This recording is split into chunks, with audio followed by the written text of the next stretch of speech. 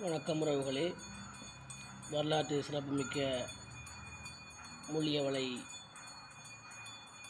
வற்றாப்பளை கண்ணகி அம்மனின் ஆலயத்தினுடைய உப்பு நீரில் விளக்கெரியும் அவசியம். நந்திக்கடலில் வைகாசி விசாகத்தில் திருவிழாவுக்கு 10 நாட்கள் வற்றாப்பளை கண்ணகி அம்மன் ஆலயத்திலும் காட்டா விநாயகர் ஆலயத்திலும் உப்பு நீரில் விளக்கெரியும் அவசியம் வெண்ணி பிராந்தியத்தைத்தான் நிகழ்கின்றது.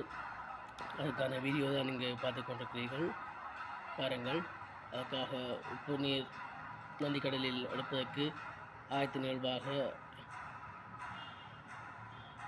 அதற்குரிய தயார்படுத்தல் இந்த காணொலியில் பார்த்து கொண்டிருக்கிறீங்க, பாருங்கள். புதுசாக இந்த வீடியோவுக்கு வர தமிழ் உறவுகள் மறக்காமல் லைக் பண்ணி சப்ஸ்கிரைப் செய்து உங்கள் ஆதரவை தொடர்ந்து தருங்கள். பாருங்கள், வீடியோக்கு பாருங்கள். வற்றாப்பளை ஆலயத்திலிருந்து அந்த உப்பு நீரை எடுப்பதற்கு பூசாரி தயார்படுத்துகின்ற காணொலியை இங்கு பார்த்து கொண்டிருக்கிறீர்கள், பாருங்கள்.